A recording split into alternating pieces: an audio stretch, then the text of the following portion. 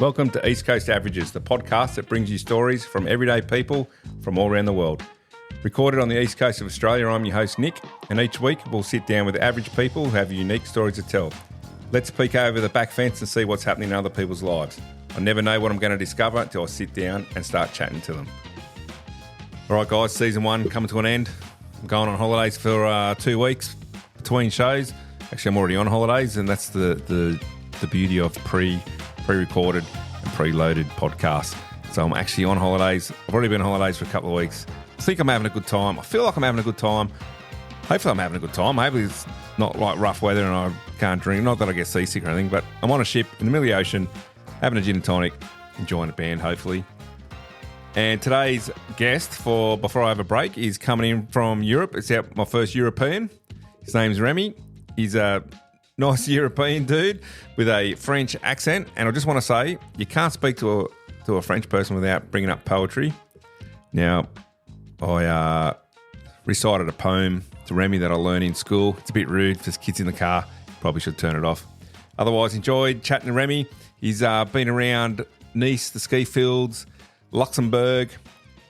His dad used to drive super yachts for the rich and famous. So I should have pressed him a little bit more about any famous people that he spoke to. But anyway, talking to Remy's made me want to travel.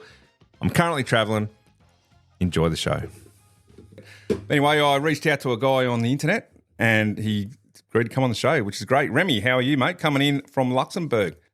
I'm good, thanks. I'm really glad to be here, actually. Well, Luxembourg is tough to find. It's a really small country. It's just near France. So I'm going to sound really stupid here, Remy, but so Luxembourg is its own country. It's not like a city of another country in Europe? No, actually, there is Luxembourg, the city, which is the main city. And there is Luxembourg, the country, with a lot of small cities. It's quite, how can I say that? It's quite like a farmer place, you know? Historically. Like a farming place? Yeah. Yep. And Exactly.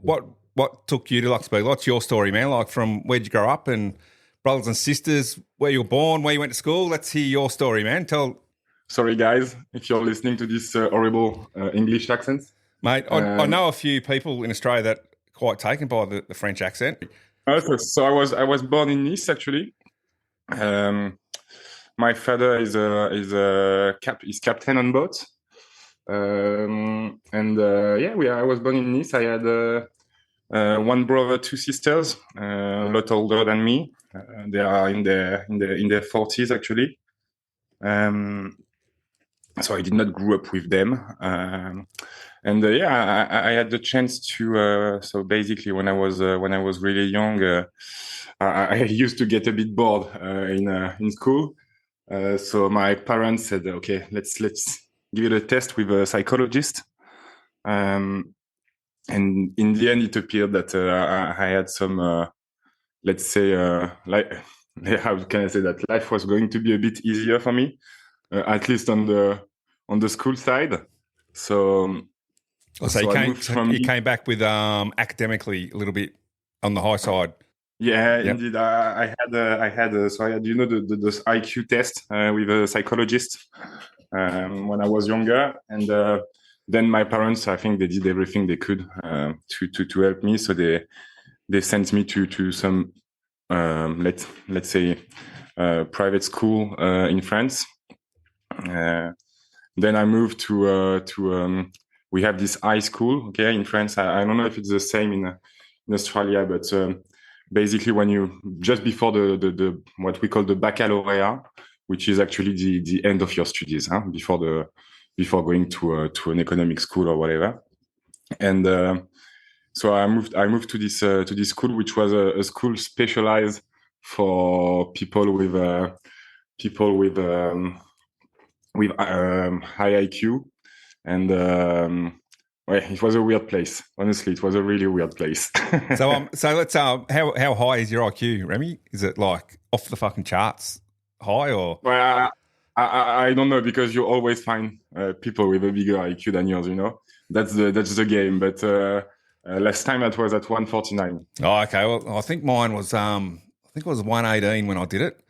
We did this. They had this. I don't know if that's good or not. Or it was 120 something. We had this thing in Australia where they actually I don't know, it might be a conspiracy theory from the government, but they put on the TV one night and they basically did a fucking IQ test for the entire country, and you could sit at home and do an IQ test. And yeah, so mine came out, I think it was just about average, I think. So yeah. Yeah, hey, that's what's important, huh? So what was it? What's Nice like? Like, paint me a picture of sort of growing up in Nice. Is it like you see the pictures of fucking grapevines? You know what I mean? Like, is it a nice? Is it country France, or is it like city? No, it's a really nice place to grow up, actually, because you have those. Well, let's say that I think, in my opinion, it's the best region in France. Huh? If you want to go to France, just come by. It will be a pleasure to make you visit. But actually, what's really great in Nice and growing up in Nice is that you've got the sea all year, and in the winter you are just 1 hour and a half from the first ski resorts. From good quality ski resorts, like. Yeah, because if you look up the ski resorts in Australia, they're actually skiing down grass at the moment. Like they basically make the snow, and it looks pretty shit, eh? And the money they want you to go there, I just think, fuck. No offense to the ski fields in Australia, listen to this, but yeah, it doesn't. I would imagine it's not a patch on Nice. So did you grow up in the city or like on a farm or? No, I grew up in the city. As I said, so my father was a boat captain. Yep. So yeah, we had the chance to be hosted. I think it's like that, to be hosted by his boss. So you could go out on the ship with him. Yeah, for sure. And he had a house near Nice, a villa, and we lived there. There was a kind of a small house attached to the main house. Yep. And I had the chance to grow up here. So yeah, not bad. Not bad, actually. And so when you say your dad was a captain of boats, are you talking about big ocean liners like cargo ships or? No, for private people. Oh, okay, like private yachts, sort of. Exactly. What's that? You get that show over there? What's it called? Below Deck or something? Is that something? There's a show on reality show on private yachts or something. I haven't seen yet. You haven't seen that one? So send me the link.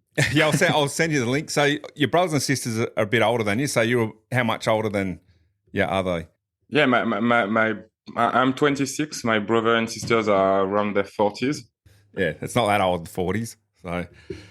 So you went to school through Nice. What do French kids do when they're not at school? Like, what did you just get up to? Like, what sports did you play? And yeah, I think I've been lucky on that side because my parents really wanted me to do sports. Actually, they as I was a lot in school because as I said, I was in a special school, so we had a lot of work compared to other school. So they said, okay, you need to have this moment for you. So the moment I chose was sport. I tried soccer, but I was really bad. So I got fired from the team. First failure of my life. Are you a mad soccer fan like they are over through Europe? Yeah, in Europe, everyone is a soccer fan, actually. So I ended up doing judo. Yep. In France, it's I think, if I'm not mistaken, but I think in France that's the second most important sport in the country. Judo. Yeah, I think I don't want to say like any dumb thing, but I think it should be football, judo, and maybe rugby. Yep. Well, even though you're a bit better than us at the moment, but So growing up, I was doing a lot of judo actually, and I had the chance to have a very supportive family, so that was great. And but they had me work a lot, so that was the bad part actually. Like working around the house, doing stuff. No, hopefully. So I'm not a manual guy, so meaning that I cannot do anything with my two hands. Yep. Except maybe typing on the computer, but that's the best I can do. So no. They said actually they were willing for me to have I think like all parents, but to have really good grades and academic success. So I had to work a lot. In France, we at least in the when I was growing up, we had to for the French we have this literature lesson, Yep. when we were young. and we had to read, I think it was 1 or 2 books per week and do a summary. But it was always like the the worst and biggest book you can find. Yeah, yep. So, and how old were you when you went to boarding school? how was we? Sorry. How old were you when you went to the boarding school? You said you applied for an academic high school and went to boarding school. Yeah, it was a, how can I say that? So it was a school where so they have it's a private school actually. Yep.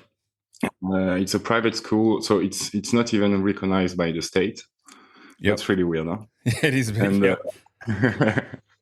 And but it's a private school where so it's in Nice, and there is two kind of people, like of young people here. There is either the kind of people which have a big IQ, and there is some really weird, and I could tell you really weird stories about those guys. And there is also, I would say, the guy having a bit of trouble at school, and they need to be in a more restrictive area and a more restrictive area than the public school itself. So so give us an example of a weird story then of someone with high IQ. I had when I was at high school, I was a bit less than 14 actually, and there was this guy. Okay, so the guy really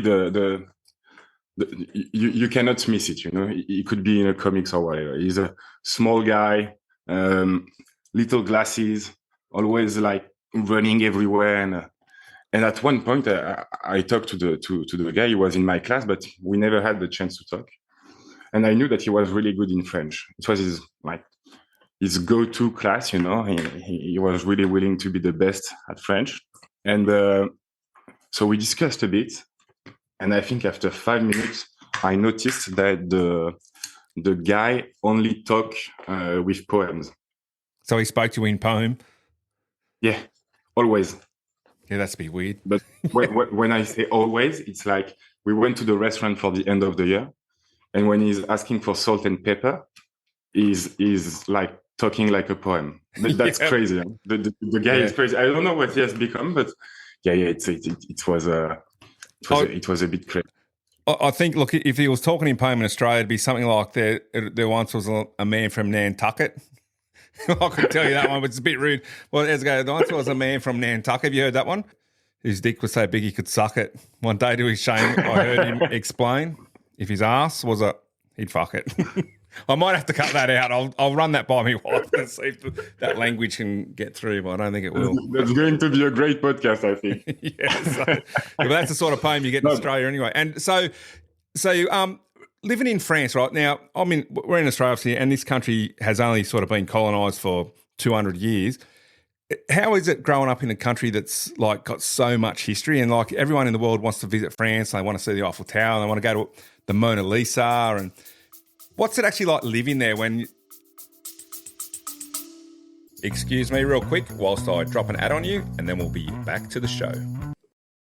Hey, East Coast Average listeners, if you're a cat lover searching for a t-shirt that combines creativity with style, check out graphicoasisco.com. There you'll find unique designs featuring whimsical cats, steampunk themes and inspirational quotes. Each shirt there is made with vibrant colours, sharp lines, and you'll look fantastic while showcasing your personality. So go and visit graphicoasisco.com and use East Coast Averages checkout to get 15% off your first order. Elevate your wardrobe with graphicoasisco.com. Let your shirt do the talking. Yeah, actually, I think every French people is really lucky to live in France. You know, we've got an amazing story, history, sorry, and I think a lot of young people understand that, which is really great. You know, we have all this castle in the middle of France. We have Versailles, of course. We have everything. Well, a lot of the things actually are in Paris. But I think in Nice we had the chance to have two ways of thinking actually, because Nice was Italian at the beginning. So it became French not too long ago. I think 200 years ago. So we have I think both culture which are present in the city, and that's really great. But I think living in France, there is two, three main thing. The first one, well, is the large culture, if I can say it like that, but the large culture we have, historical culture. And I think the second one, which is the most amazing thing in France, it's the food, actually. Yeah, I was going to say that because a lot of people, I know people have gone to France and they reckon the food is fucking off the charts, sort of thing, you know. And look, and like I said, our country's pretty young compared to, like, apart from the indigenous population that have been here 40, 60,000 years, the actual colonisation, like we don't have buildings that were built in the 13th century, and our food is sort of like a mix of English and I guess European. That it's a bit of a weird mix sort of thing. But yeah, everyone always talks about the wine and the food in France. So. Yeah. Well, what is really great, I think, growing up in France, it's like you have, I would say, one specific meal per region, or even sometimes per city. So that means that you have a really wide variety of meal, and the food is amazing, but it's always the same. For example, if you don't like fish, don't go on the west coast of France, or you're gonna spend the worst holidays of your life. All right, well, I won't be visiting the west coast of France, and I don't particularly like fish. So, but so I think growing up in France is really a nice. It's you're really lucky when you have it. Yep. So you did all your schooling in France, and then you went to, is it university? Did you go to university in France, or? Yes. Actually, I did 4 years in France. 4 years in Nice, so a business school. Yep.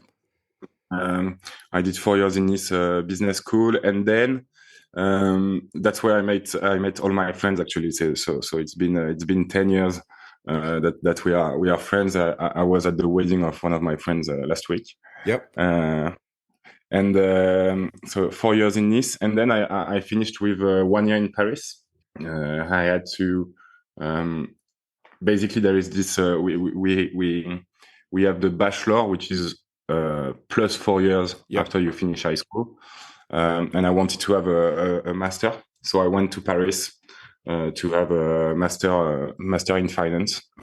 So 1 more year, really costly. I had to take a loan, but that was worth it. And from Paris, I moved to Luxembourg. Okay, so let's go back to your friend getting married. What's a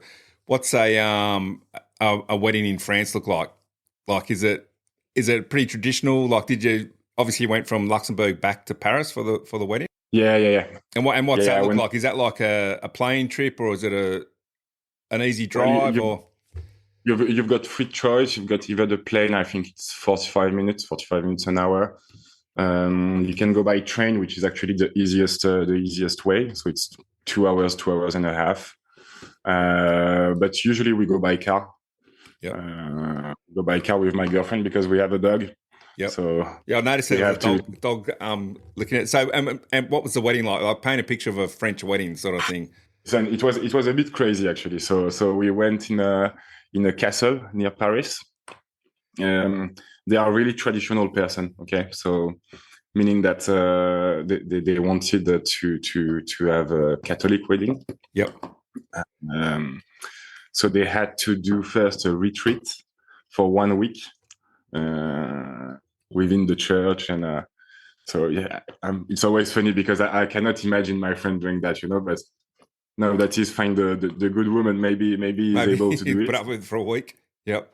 So they go and learn the religious rules of weddings for a week or something. Learn how to force it, make sure their kids go to Catholic school and all that kind of business, and get brought up as good Catholics. So. But so we were in a castle near Paris. I think it was 150 person, something like that. Yep. 1 hour and a half in the church. That was pretty long. Yeah, so they had the big traditional Catholic mass and carry on. Yeah. Yep. That was, so yeah, 1 hour and a half. I think I Whatever was one of. floats your boat, Remy. I suppose not my cup of tea, but whatever floats your boat, eh? No, it was too much for me either. And then we had a big party in the castle. They had a firework actually, which was pretty amazing. And well, we were in France, so the food was really good. Yeah. And so it's actually, I think it's quite quite a European common way of doing wedding. You know what I mean? Yeah. I think the only that can be different if you go in Eastern Europe or if you go in the northern region, like Denmark or whatever. But I think France, Italy, Spain, I think even England, I think it's kind of the same mood, for the wedding. Yep. So you ended up in Luxembourg for your work? Yes, indeed. I started an internship as actually I needed to find an internship not in France, abroad. Well, I was really young, so my parents were not really motivated for me to move too far. So so they said, okay, you can go abroad, but just pick a country which is not far. So I said, okay, well. Is that really going abroad to Luxembourg? Because if we drive, well, how long does it take you to drive? Well, 2.5 hours on the train where I am, and we're sort of not even. And it's you're 4 hours by car. Yeah, so you're in. How many countries does that take you through? 4 hours in the car from Luxembourg into France. If I drive 2 hours, it's a bit strange having like one country. So you're in Luxembourg, and what sort of country is it? Very similar to France, and it's like next door. Is it? No, it's completely. Yeah, it's really similar to France. I mean, in the way that it's a big city, of course. So that's great. But the thing which is really amazing actually in Luxembourg is that a lot of people are coming to work in Luxembourg. Okay. And a lot of people are coming from abroad. So there is a huge Spanish community. There is, I think it's the biggest Portuguese community in the world. We have guys from India, from China, Japan. So it's really, really, multicultural. It's really great because you feel, well, first of all, you feel really safe. Everyone is coming in Luxembourg to work. So you don't, and it's a really small country. So everyone know each other, Yeah. So you don't have to do anything stupid. Yeah. And what's the, like, where you and your girlfriend live at, what's the housing like? Is it expensive or? Yeah. It's pretty expensive. We are lucky because of course the salary goes end to end and then with the I think the cost of the life here in Luxembourg. But I think it's a bit more expensive than Paris actually. So that means just to give you a number, if you want an apartment with let's say 80 square meters, something like that, it will be around let's say 2.5 thousand per month, like euros to rent. Yes, euro to rent. Yeah, that sounds pretty expensive. That, and so that's what. So you're living in an apartment in Luxembourg? Yes. Yes, indeed. Is it close? There is a lot close to your work. Yeah, that's my choice actually. There is a lot of people which are living in France or in Germany, and they come every day by train or by car. The only problem is that even though it's like 20 or 30 kilometers, if you go from France to Luxembourg in the morning before 8, I think you can take up to 2 hours to do the 30 kilometers because of the traffic. So yeah, exactly. Yeah. So just so you know, the population of the team doubles during the day. Yep. So that means if, for example, I think I don't want to say any wrong number, but I think we are 400,000 at night. I think we are 800,000 during the day. Okay, in Luxembourg. So Luxembourg isn't that big at all then? I mean, it's a small country. I think they don't want to develop that much either because I think they find the right balance, Yeah. And is it mainly like is it financial stuff people are coming to do? Like, So everyone comes to work. Yeah, Luxembourg is a big financial hub, or is that the sort of yeah, business that you're doing? yeah, exactly. It's a big financial hub. Actually, there is, I would say, 3 or 4 main pillars. There is the banking area, of course, with all what is inside it. There is the fund industry. Uh, then The there what is a industry lot was of that? Sorry.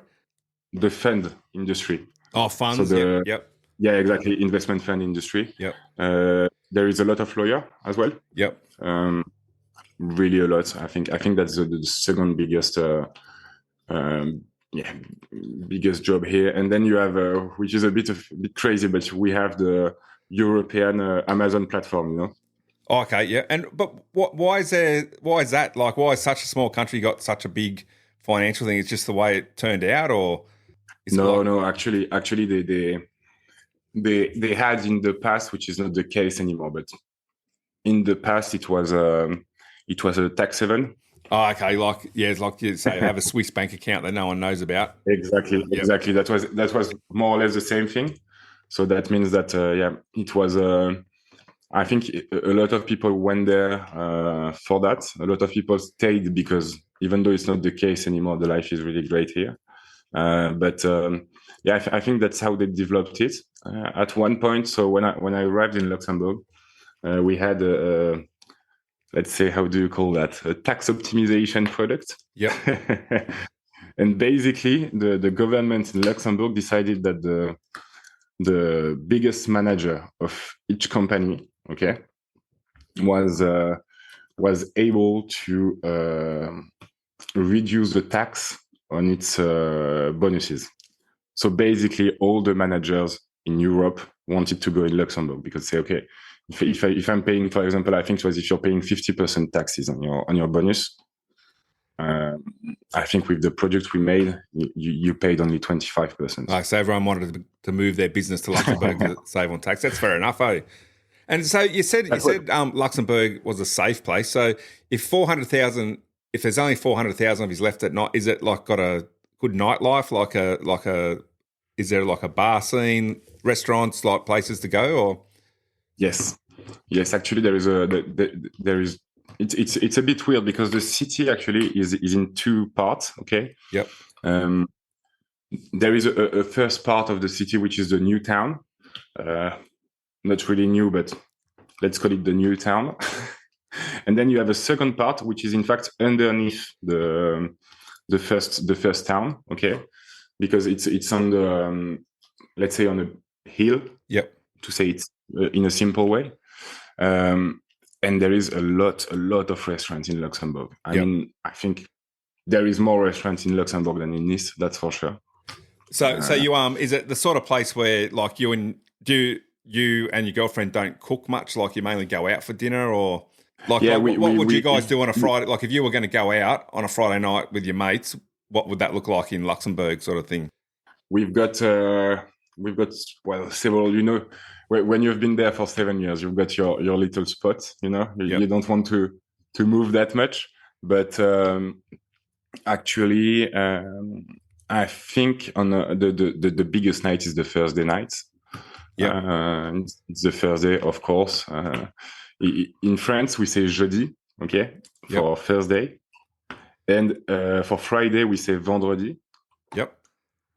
And we have this expression in French where we mix the 2 words, saying that in fact we know that when it's Thursday night, it's gonna take us to Friday morning without any doubt. So we say jeudi. So that's the fun part, and that's really the case in Luxembourg actually. So that's the word you use when you're asking someone out for that. That means that we're getting on it all night and we'll be out till early Friday morning. Exactly. And no, it's I think actually that there is a lot of small pub and things like that which are really nice. But well, it's the case, of course, in Luxembourg because the salary are good, but I think the main problem is that it's really expensive to go to the restaurant. Yeah. So if you got a good salary, it's possible, but otherwise, I think you cannot but I do believe that it's the same on your side as well. If I'm not mistaken, I think life is pretty expensive in Australia as well. Yeah, it is a bit. Yeah, a lot of people do say it's pretty expensive. Like, and look, I don't smoke cigarettes anymore, but a pack of cigarettes in Australia is like $55, and the same packet in Europe is probably $5 or $6 because the government puts like $40 or $45 tax on it or something. And the alcohol is the higher quantity of alcohol, the higher the tax. So if you drink light beer, it's cheaper than drinking like spirits because the more alcohol the more tax you got to pay. And then they tax us if we buy a car that's been made in Europe, you've got to pay tax because we're buying a European car. So you pay an extra $7 or $8 tax to buy a BMW or a Volvo or something like that. So, which is a bit of a jip, really. Have you been out of Europe traveling? Have you been? Not yet actually. Well, I've been to the north of Africa because it's not that far. Huh? Yep. But yeah, but we have some targets with my girlfriend actually for the next holidays. My brother was living in Australia for 3 or 4 years. Yep. He was living in Perth. Yep.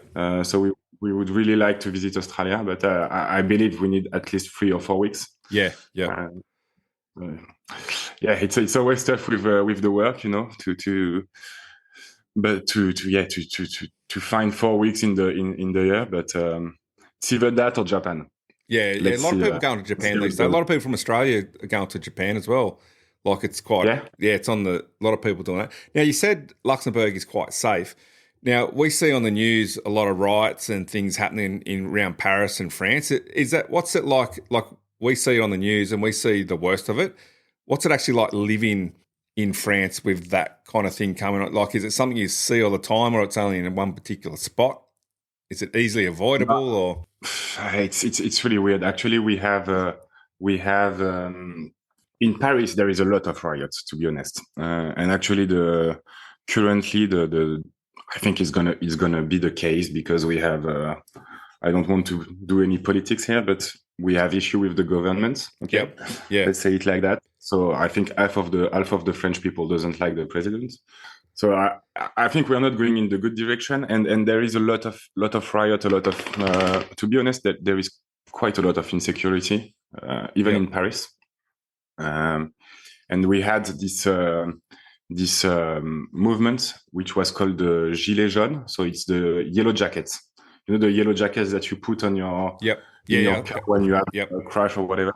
And there was, I think it was 3 years ago already, but all the country was out with yellow jackets to protest against the government. But when I say all the country, I mean that people who were willing to work were stopped in their car by gas in yellow jackets. They were burning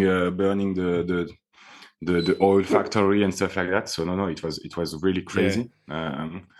In Luxembourg, we are not allowed to protest. So it's way easier. Let's say it like that. Because I know from like in Australia we don't really have, you know, you're rare you have a punch up or anything, but and I only know this from watching the TV. It seems that for Europe and the soccer fans, and you love a good fight, you love a good riot, you love a good rock throwing at each other. Like if something doesn't go your way, you're quite happy to get out there and start pegging rocks at each other. Yeah. Actually, it's really true. Huh? I mean, the usually in Paris the riots are well, let's hope that's not going to be the case anymore, but they are quite violent. Actually, we've seen some really violent scene lately. And I think it's in our blood, you know. Meaning, as you said, we had the football. You love a good brouhaha when you get on the pitch. You like going out in the pub. I think the English are the same. They like to drink and they like to fight. And they like to go and watch soccer. Drink, watch soccer, and fight. I think is their fucking favourite pastime. So it's it's crazy. Actually, it's crazy. but you can sort of live in France and Paris and not sort of be involved in all that stuff. Like it doesn't make you say you can't leave your house or anything like that. Oh no, for sure. You can live in France and not be impacted by that. I mean, at least not be impacted. You won't be mad or whatever in the city, that's for sure. Yep. But you will have a lot of impact. There is strike. I think there is one strike every 2 weeks in France. Yeah, look, we do a fair bit of striking over here too, industrial action and that. So yeah, it's not probably the worst thing. But so what do you and your girlfriend do when you're not working? Like what are you up to on weekends? Like you ski much? They said you're an hour and a half from the ski fields. That was when I was in Nice. Oh, Now, okay, that's now not in in, Luxembourg. Yep. yeah, no Yep. worries. Now in Luxembourg, it's Luxembourg is really weird because you will check on a map actually, but there is not much around Luxembourg. Yep. Yes, so hopefully we are. Yeah, as I said, we are 4 hours from Paris, so we usually go to Paris to see my old friends. Yep. Uh, and in Luxembourg, they have a lot of. There is a lot of activities to do. I would say so. Sports. My girlfriend is trying to become a yoga teacher, so she's doing yoga every day. We have the dog. There is some amazing park in Luxembourg, so we walk a lot. Yeah, there is a lot of activity actually. But it's true that I think for young people, and even not so young actually, but if you don't like this, the really chill lifestyle, meaning Yep. you go to work, you go take a beer after, and then end of the day, and you watch a movie on your TV. Yep. I think life can be pretty long in Luxembourg because it's not like Paris where there is a ton of things to do, or like Yep. London or whatever. That's pretty laid back, is it? Yeah, really in Luxembourg, people go to work in Luxembourg, so Yep. that means that they are not really keen to party all night. Only on the Thursday, of course. Yeah, yeah. As I said, I'm just looking the on. Thursday. The Thursday is the day to go. I'm looking on my maps on my iPhone here at Luxembourg, and yeah, it's not real big, eh? No, you It's see, pretty tiny. the whole country is a city in Australia. Yeah. Yep. Yeah, my where I live in the Blue Mountains is probably as big as Luxembourg, I suppose. So you're in the finance game. Is that so you did your course and Luxembourg has got heaps of finance and stuff like that. Is that something the finance, like where you're looking to go with the future? Like is it you stay in Luxembourg for the next however long, or I think it's been already 7 years that I'm in Luxembourg. I think at one point we will be willing to go back to France, for all the reasons that I said earlier. Yep. Friends, food, lifestyle, everything. But actually, I think the Luxembourg is one of the best place to start. That's for sure, because you gain a lot of experience. As I said, I arrived when I was an intern Yep. for 6 months. I was not that good actually. I did finance because my parents were happy for me to do finance, but I was really not the best at it. And as I said, I'm always lucky. That's the main thing that happened in my life is that I'm lucky. So Yep. I was lucky enough to find a good internship, sorry, and then moved from an internship to a normal contract. And yeah, I've been working 5 years as a sales trader in Luxembourg. As a what? And, Sorry. As a sales trader, so kind of a trader, if you want Okay. to do Yep. it. Yep. So I'll send you an email and I want some advice on what stocks to buy. Is that what you're telling me? Feel free. Yeah, right. Or some Bitcoin or something. Yeah, hopefully I was not in the. Well, hopefully I don't know if it's hopeful, but I was not in the in a trading room where there was Bitcoin.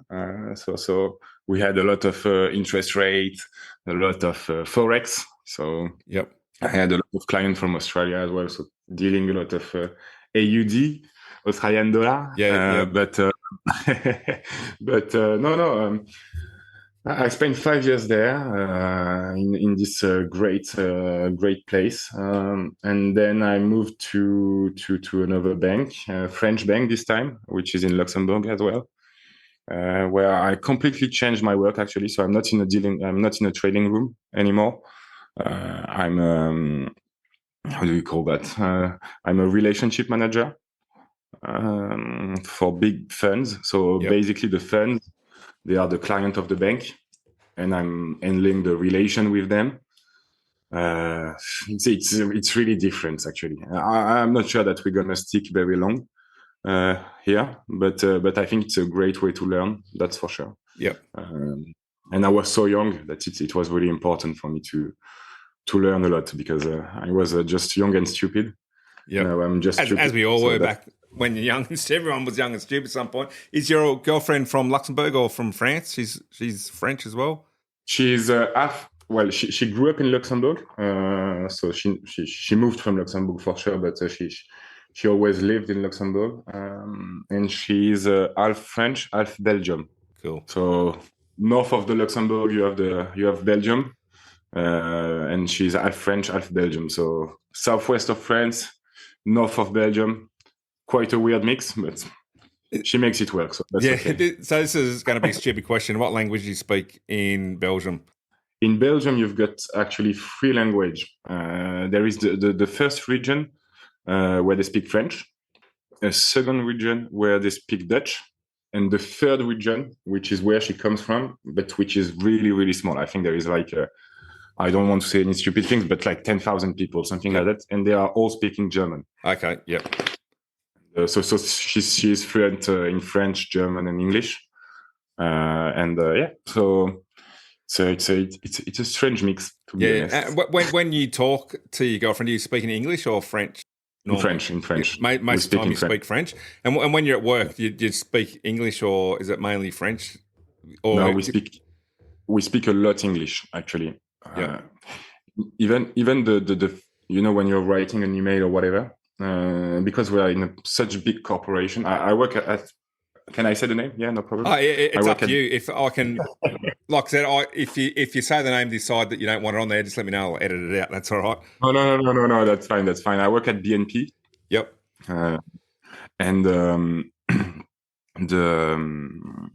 It's so big, actually, BNP, that even if you're working with French people, there is always a chance that someone which is not French, will read your mail, So you have every mail is written in English, actually. Yep.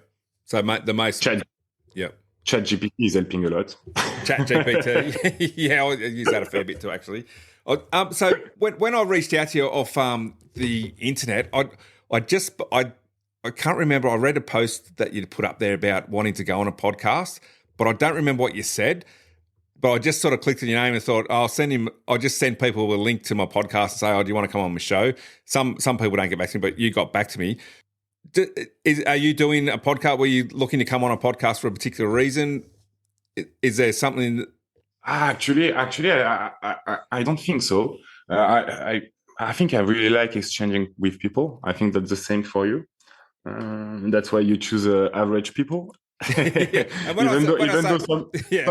Some of the stories are really not average, actually, but I think it's a misleading title. Yeah, but, that's what I find. Most people have got it.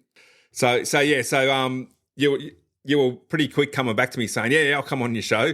And I was thinking today, I couldn't remember if you said you had a podcast or you just wanted to come on and have a chat. No, in fact, that's why I have a mic. Actually, I really wanted to start a podcast. With my friends. Some of them were keen, some were a bit less enthusiastic by the idea. So we put that on hold for the moment. And there is a meme which is on internet where you see those 2 guys which are handcuffed, and they are going out of a building. They are handcuffed, and the title says, the text says, as soon as I'm starting my podcast, I'll be out with the police within 2 minutes, So I'm like, just want to avoid that, because with friends, you never know where you're gonna end up in a podcast. So I was really keen to participate, and I listened to your work, actually, and I think it was really interesting. I think I listened to 3 or 4 Yep. the podcast because it was not so long ago actually. Huh? Yeah, well, make But sure you press like and subscribe. What all podcasters say in the show: press like, press subscribe. I was doing episodes with my son, but then he met a girl, fell in love, and he doesn't come on the show anymore. So, but that's all right. He's 20 years old. He's not supposed to be coming home. He should be out there having fun rather than being at home doing podcasts with his father. So do you own a car in Luxembourg, or do you just rent one when you go home? Like, is it because there's a small place and you got trains and you got planes and all that kind of stuff? Do you actually own a car? Like, yeah, I own a car. I think everyone in Luxembourg own a car actually. yeah, At least most of the people, because it's small, but actually it's not like a big. Given the fact that it's not like a big city, you've got plenty of place to park and everything. You even got a free place in your neighborhood all year long, so that's really great. And I really need the car because I'm often going back to Nice, which is a 10 hours drive. Yeah. So yeah, I need a car, a good car, just so that I don't I don't get my back hurt with 10 hours of drive. Let me have a look. I'm looking up Nice on the Nice, France. Let's have a look here. Oh, it's on the water there. Yeah, cool. Yeah, that's near Cannes actually. You know the Festival de Cannes? The what? Sorry. Festival de Cannes, the movie festival in Cannes. No, I don't know. The red carpet. Oh, the Cannes Film Festival. Yeah, exactly. That's in Nice. That's 10 minutes away from Nice. Oh, okay, cool. And so is there surfing and that along the coast there? No, it's the Mediterranean Sea, so there is no chance that you're going to surf here. Yep. If you want to surf, actually, I went surfing 2 months ago. It's the west coast of France. Yep. So on the west coast, it's amazing. You've got all this amazing spot, Osgore. There is so much that it's even. You don't even know where to go, And we went with my girlfriend with the bike car with the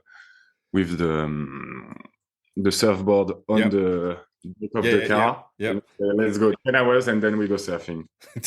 Well, yeah, we'd probably do about 6 or 7 hours to get to our favourite beach. So you haven't got a French bulldog there, have you? Your dog? No. No. I've got a dachshund. A dachshund? Yeah. Sausage dog? Yeah. Yeah, they're pretty cool. No, dachshund, the small... Yeah, we call them sausage dogs in Australia. You don't call them... Exactly. Yeah, exactly. Everyone calls it. When we are working with him in the street or whatever, there is every time a child saying, "Oh, a sausage dog, a sausage dog." Yeah. I think I know sausage in most of the languages that are present in Luxembourg. They're actually a pretty popular breed at the moment. Like they're seen like a lot of people are buying dachshunds. They're a pretty cool little dog. My wife, Kez, for some reason her mum doesn't like dachshunds or something. She's got this thing about sausage dogs. I think one might have bit a mum or something back in the day, but anyway, just like sausage dogs. But I reckon they're a pretty cool looking dog, eh? So I'm just having a look at it. So in Nice there was swimming. You would swim along the coast there, or?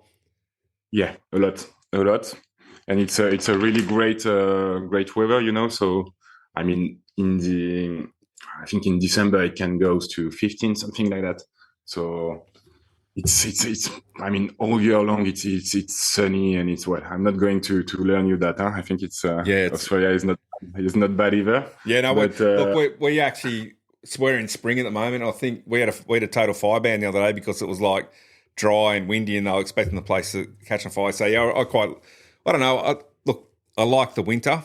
I think the coldest I got this year at my place, and I live in the mountains. Well, they call it the mountains. It's probably a fucking hill compared to some of the mountains over in Europe. But it gets down to like 5 or 3 or 4 degrees. Occasionally it gets below 0, depending on the wind factor. But yeah, actually, it's kind of like Luxembourg. I think Luxembourg is really cold. It's really cold and really rainy. That's why people are coming for work. Yeah. They are definitely not coming for the weather. That's for sure. What about the native, like the people who are from Luxembourg? Does that give them the shits? The people all coming in for work? Is there like do they have like an attitude? Oh, you're not a Luxembourgan. Indeed. Actually, it's quite weird because it's quite contradictory because I would say that if there was not all these people, coming from all around the world to work in finance and to work in whatever, the country wouldn't be what it is now. Yeah. You see what I mean? Yeah. So that means that I think the biggest added value of this country actually is the people coming from abroad. Yeah. However, I can understand, of course, that Luxembourgish people are saying, yeah, but you're taking our job, I know, but the state of Luxembourg is really smart because they said, okay, how can we handle that given the fact that there is not much Luxembourgish people? They said, okay, just to have a balance between the guy working in finance coming from France, London, whatever, and the Luxembourgish people, all the states work, and everything which is owned by the state, meaning the bus, the train, even the sports center, you see, if you want to work there, you have to be Luxembourgish. Oh, so you've got it to work in the infrastructure, you need to be from Luxembourg. Exactly. Yeah. And so look, that makes sense. Yeah. And it's the same. Look, like I said, I live in a bit of a tourist joint and people come here to look at the Blue Mountains from overseas. And a lot of people bitch and moan on weekends, fuck, there's people everywhere. And I say to a fellow saying, well, the only reason you've got all these restaurants and bars to choose from is because all the people come and visit. If they stop coming to visit, all the cafes would close down, all the restaurants would close down. And a lot of the shit that we take for granted and enjoy during the week when it's a little bit quieter, we wouldn't have, because if the tourists didn't come, what's the cafe owner's going to just close up shop again? So it's a bit of a double-edged sword, like people whinge and moan, but it's what keeps the fucking place like worth it, So. Exactly, and to be honest, it's but I think it's the case in Luxembourg, but it's the case in Nice also. I think it's the case in most of the let's say the region where you have people coming from abroad either to visit or either to work. I think at one point you have to say, okay, lucky enough to be in a place where people want to come, let's make it work, Yeah. I know that my mother is living in the mountain near Nice, and so they are mainly living thanks to the ski resorts in winter. And whenever the winter starts, it's like they can live for 6 months, and then I would say maybe even less, 5 months, 4 months, and then the rest of the year is really quiet, And the 4 months, everyone which is there is complaining about it, Why so many people? Why? I'm like, yeah, guys, but if you're not living in the 4 months, you will never live again, Let's try to make it work, and I think it's the same. It's the same in Luxembourg as well. Yep. So your mum lives near the ski fields. Yeah, exactly. She has a house. I think it's 2 hours from Nice, and she lives she lives 10 minutes away from the ski resort. 10 minutes by car, of course, but so yeah, I've been there since I'm 4. Yep. 4 so years old. You ski pretty well then. Yeah. I've been lucky to have my parents who wanted me to ski actually when I was young, and we usually went with the those big car where you can live in, and it's not like a van, but let's say it was a van at the the live in it and everything.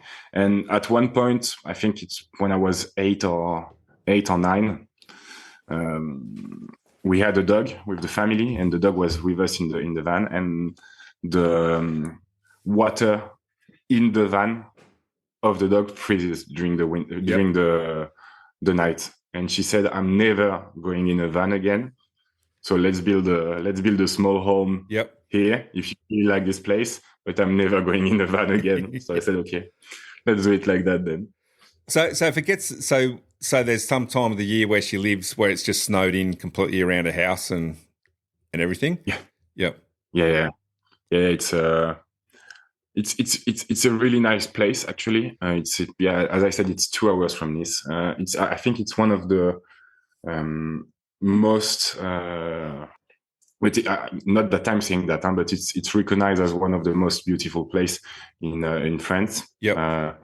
and which the fun part, it's really easy to find because it's called the Napoleon Road, so the road of Napoleon. Yep.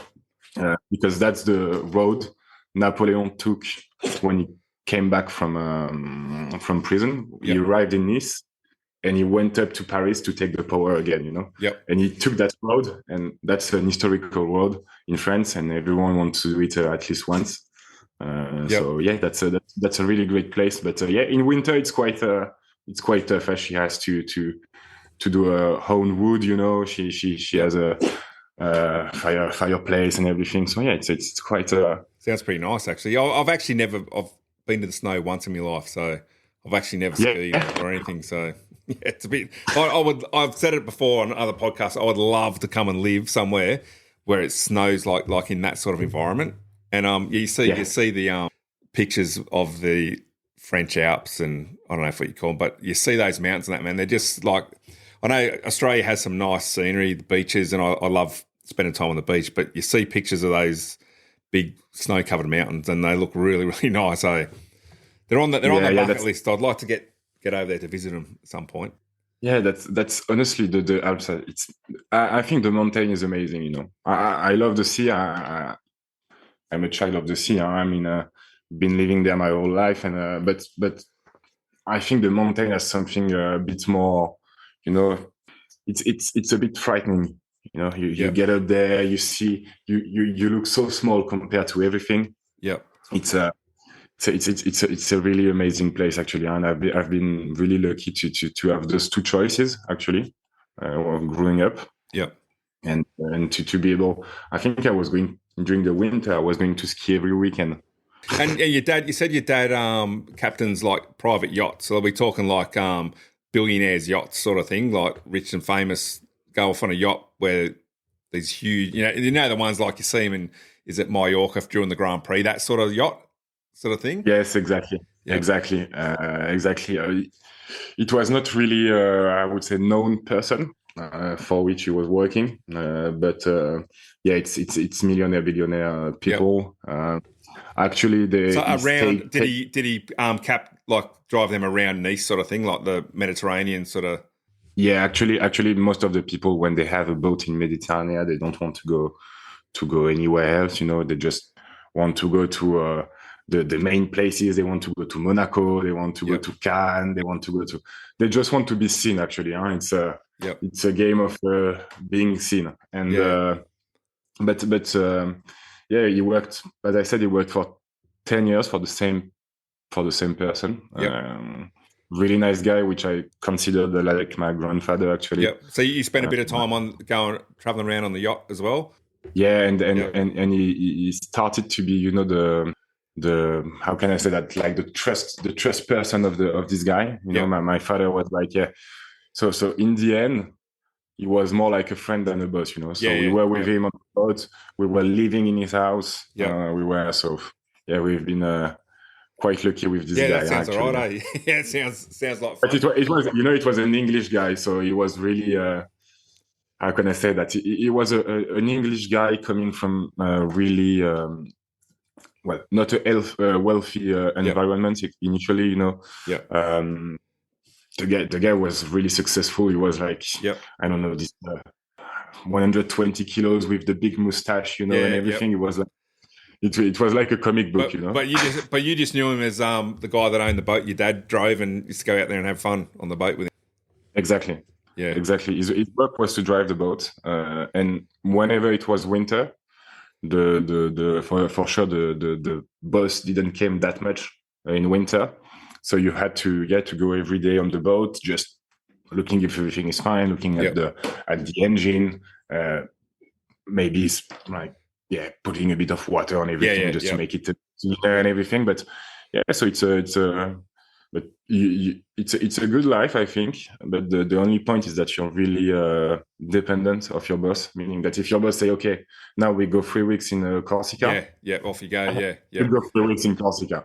Yeah. So you didn't think about going into the same business as your dad after spending a bit of time on the yacht and watching your dad drive it around and. Yeah, I think it's the. I could have, but I think my father wouldn't want that for me. So it's quite tough actually. Even to when I don't know, but if you have a girlfriend or whatever, or family or whatever, it's tough to Yeah. have a balance Yeah. because you sometimes can be out for 4 weeks.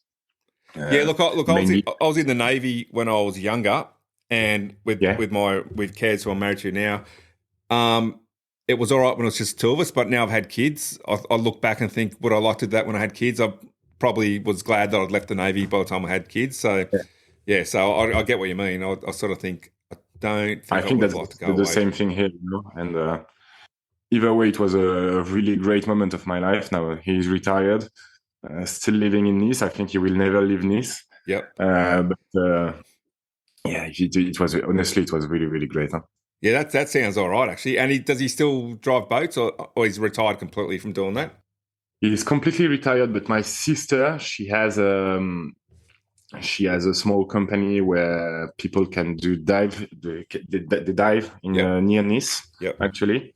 And it's like a healthy center, so with yoga stuff like that and everything. Yep. And my father, so from time to time, when he's a bit motivated, say, "Okay, let me drive the boat. I will take the people to a nice place or whatever." And so sometimes he feels motivated, but most of the time he's Enjoying it. at home reading books and scrolling on Instagram because he found Instagram. So Yeah. Yeah. he's Yeah, I was doom scrolling. Actually, that's what Instagram. Yeah, I can spend hours scrolling through Instagram reels. I don't know, man. It's good. I like looking at Instagram reels. Like it's yeah, some of it's good. So the scuba diving in Nice is what sort of is that on like reefs or is it just? no. Honestly, it's more because how it's a healthy style, Oh, okay, and yep. it's without any equipment, so it's Oh, so just it's with your own free equipment, diving stuff sort like of thing. that. Yep, Exactly. yep, And but honestly, the water and the scenery in the water, there is nothing much to see. Huh? I mean, yeah, yep, so it's gray fish, gray sand, or gray stone. So no, it's not the thing that you can see on the TV. Where you go yep, near your place. yeah, On yeah, our yep, side, it's a bit more sad. yep. And so your brother was living in Perth. What brought him over to Australia? Was that work? Actually, I think he was so he was a waiter for some time, and my father told him, "Okay, I don't have any problem you being a waiter for sure.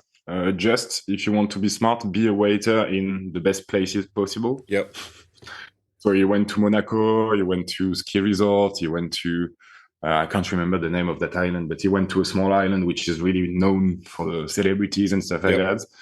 And at the end, he said, "Okay." He had a girlfriend at the time, which was living in. I think the uncle was living in Perth or whatever, and they said, "Okay, we're gonna have a 1 month road trip in Australia and everything." And in fact, they never left. yep. So they spent 4 or 5 years, 4 years, I think, maybe in Australia, and he ended up being a manager of a French restaurant in Perth. You see, Yep. so things. And Is then he moved. He moved again. He moved to Japan, and he moved to Los Angeles, and he moved to Dublin. So yeah, quite. He liked to see the world. He's yeah, yep. You think that's a European thing because you've got so many countries sort of close by. Like we're sort of stuck out here in Australia. And like because for us to get anywhere, we've got to be in a plane for like 14, 15 hours to even like get somewhere where we can fly to somewhere in Europe. So I think you're more inclined to live in heaps of different countries in Europe than what we are in Australia. You know what I mean? Yeah, for sure. It's easier for us. That's for sure, huh, because well, you are a bit on your own on the east of the world. You know what I Yeah. mean? Yep. And yeah, we are really lucky. I mean, for example, if you're in France, if you want to go to Spain, it's 1 hour, 2 hours by plane. If you want Yeah. to go to Italy, it's the same. London, it's the same. Germany, but even though you're not, I don't think anyone wants really to go to Germany. Why is that? Just it's not let's say that they are not the funniest people in Europe. Oh, They okay, have, righto. Yep. but no, but there is some really nice place in Germany as well, of course. Huh? Yep. But so yeah, everything is. I mean, everything is quick, in Europe. Meaning Yeah. that where you want to go, I think I went to Budapest 2 months ago, 1 month ago, and it was like 3 hours, and it's like basically the farthest you can go in Europe. So Yep. you're like everything is possible, and even for a weekend actually. So that's really nice. Yeah. Do you live in Luxembourg, France? What do you hear much about Australia, like on the news or anything like that? Does it come up much? Because we see, like I said, we see a lot of stuff about Paris and England and the royals and rights and the immigration issues that go on. Like it's on the news most nights. Australia wouldn't get that sort of mention. No, actually, Australia is we get a lot of United States, as you can imagine. Yeah, same. But Yeah. but no, Australia is not much on the news. Actually, usually they're on the news during the summer because I know that you've got this huge fire. Yeah, we're usually burning or something. Yeah, yep. And usually when we see Australia in the news, it's really not good news. Actually, Yep. I think it's always the same thing, and it's during summer. So I know that France went to help last time. They sent some, but I think every country in the world sent plane to try and helping as they can. But, it's like but it's like Los Angeles actually. If you check the news, each time they are talking about Los Angeles, it's the same. Yeah. So the thing I like about being Europeans, like we're in Australia, we basically speak English and that's it. But most people who you meet that are from a European country can speak other languages, and I find that really amazing that you can be bilingual or have 3 or 4 different languages that you're quite fluent in. And I think we miss that a bit in Australia. Like, it'd be nice to have some other cultures like close around where you can learn the different languages and all that kind of stuff. So it always amazes me that you meet Europeans and they can speak, I speak 3 or 4 languages. And it's like if you meet someone who's Australian and can speak 3 or 4 languages, it's like, oh, fuck, you can speak 3 or 4 languages. But European, it's like, yeah, so big deal, man. We all can speak 3 or 4 languages. No, that's true. Actually, the mother of my girlfriend, she's speaking, I think, 7 or 8 languages. Yeah. So she speaks French, English, Spanish, Italian, German, Dutch, Luxembourgish. So I'm like, yeah. At one point, you don't even know what you're speaking anymore, So, yeah. But I think that's because we are really we are near everything. You see what I mean? Yeah. So meaning we are near Spain, so it's quite easy to learn Spanish. We are near Italy, and Italian is really like, yeah, it's quite similar to French actually, if you really listen well.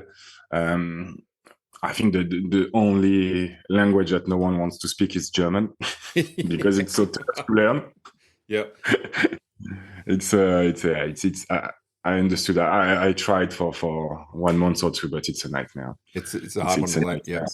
So if you were talking, say this podcast is predominantly heard in Australia. If a young person was thinking Luxembourg, Europe, if like a 21, 22 or 26-year-old said, I want to come to Europe and really experience Europe and living in Europe, where would you tell them to go to find work, or what would be the place to start in Europe, you think?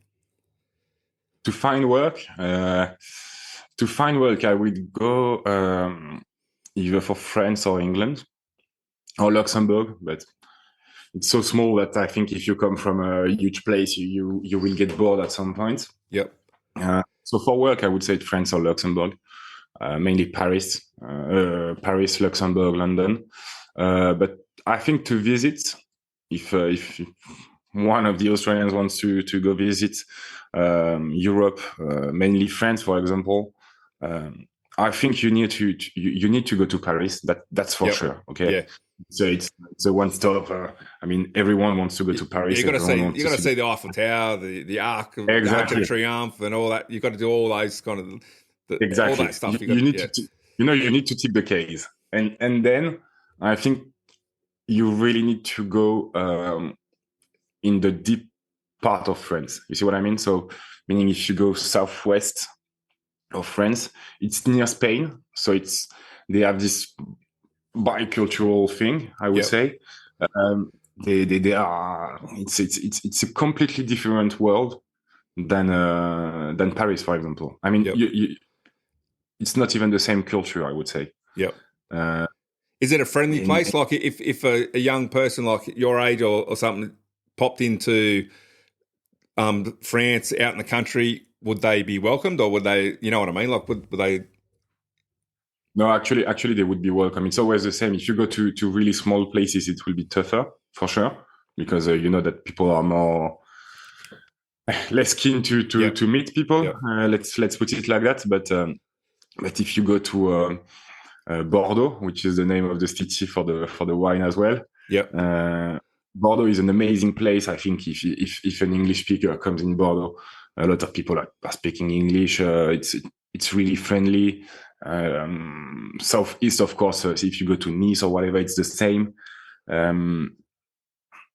Honestly, France is it's a really nice country, and I think if you want to visit France, you need to not only to do Paris. I know that a lot of people are doing Paris, and it's really great, but there is so much more actually than just Paris. There is the Brittany as well, which is so in front of the Great Britain, which makes sense. And it's amazing as well. There is so many places actually in France, and I think people are really. If you want to visit France, just rent a van or whatever and head around there. Yep. And enjoy life and eat some camembert cheese with baguettes, some croissants. Exactly. Croissants. You've got your French ID now. It's okay. Yeah. So are you a red wine drinker? Like French is always like synonymous with red wine and wines and champagne. That you prefer the red wine and whatnot? Yeah. I think we have such a huge huge amount of choice in France. Even though actually I see a lot more of which is funny, but I see a lot more in our shops of Australian wine. Sorry. And they are quite nice actually, honestly. But in France we really have this culture. It's really nice because you have, I would say, some specialty by area in France. So northeast of France, for example, near where I live, it will be mainly white wine. If you go near Bordeaux, of course, it will be more red. But even with that, if you go to southeast, you won't find any good wine. Honestly, you will find mainly rosé. So it's more for the if you are on your terrace and you want to have to pour yourself a drink. It's not really great. I would say the table wine, but yeah, we really have this this culture in France. I mean, almost every weekend and at every meal, I think we open a bottle or we finish a bottle or whatever. It's really weird, for example, to go to a restaurant not drinking wine in France. It's not normal, you know. Even at noon when you're working, you can pour yourself a glass of wine if you're outside of the. I mean, of course, if you're in front of your computer, you're gonna get screwed. But if you're outside, I don't think it would shock anyone, you know. Champagne is a bit more.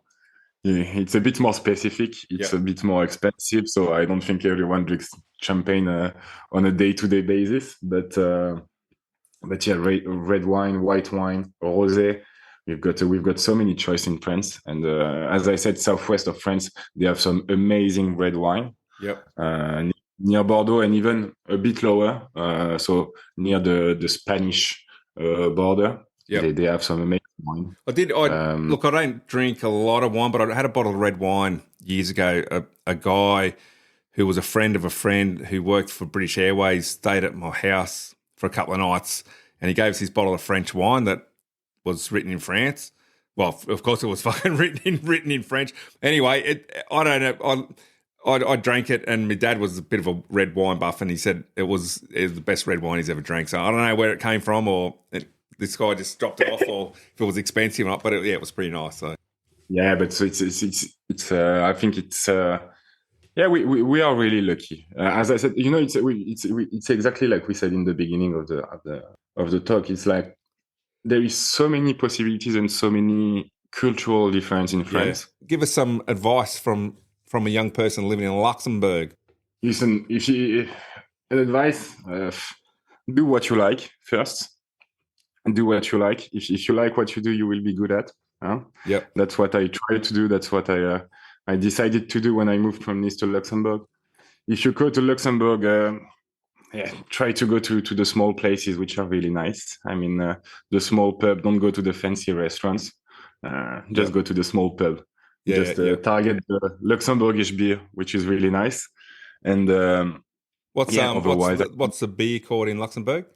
The beer, we've got plenty, and we've got a lot of beer. We've got Dikirch, and we are just near Belgium, so Belgium are the beer gods. Yeah. So they have so much choice, but honestly, I think for young people, the best advice they could have is go visit the world. Huh? I mean, there is so many things to see. And let people when they that's what we said earlier. But when people come to your place, come to your town or whatever, make them welcome. Embrace the difference. Embrace the fact that we all have cultural different things, and that's something rich. Yeah, it's a good thing. No worries, Remy. I really appreciate you having a chat with me. And if you get your podcast up and running and you need to advertise in Australia, just give us a yell and I'll advertise it on my podcast for you. Okay, no problem. No worries, man. Really appreciate chatting with you this afternoon. Well, Thanks this morning your time. Have a nice day. Yeah, you too, man. Merci beaucoup, Remy. There you go, a little bit of French for you, Remy. I think that was thank you very much. Thank you so much, or something like that. That's fucking Google Translator for you. All right, so thanks very much for chatting to me, Remy. And you know what that does? That just makes me want to travel. And talking to travel, I'm currently with the magic of editing and preloading these podcasts. Pretty sure, if my calculations are correct, it's the 25th of October, and I'm 12 days into an 18-day cruise, so I'll be heading down somewhere near New Zealand at the moment, which is hopefully I'm having a good time and you've been enjoying the show.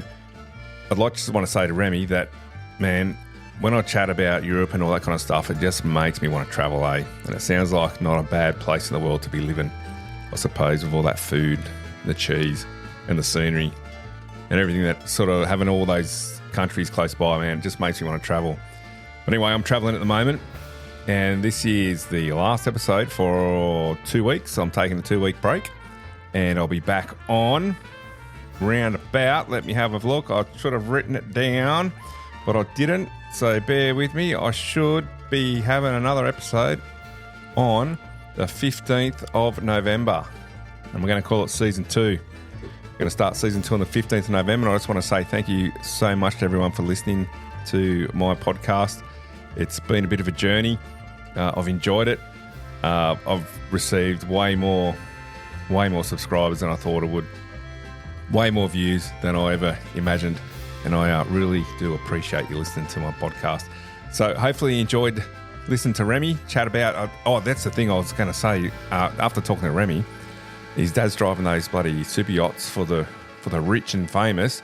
I should have pinned him down a bit more on... If you'd seen any famous people in Cannes at the film festival or at Monaco, if he was there during the Grand Prix and what it was like to be in a yacht outside the racetrack there. So again, you talk to these people, man, and it just opens up a million more questions. I was doing the edit today and it just made me think, man, there's so many more questions I should have asked or would like to talk about, and we could have chatted about them for the next, 3-4 hours. And then I'd have bloody a 4-part or something. But anyway, so yeah, that's it. That's Season 1 done and dusted. And I hope you come back and start listening to me again in a couple of weeks, and I'll uncover some more average people and their average story. And as I've said a million times over this season and over the last 20 odd episodes, everyone thinks they're average, but once you get them on and you start talking to them, they're far from it. All right, guys, catch you later.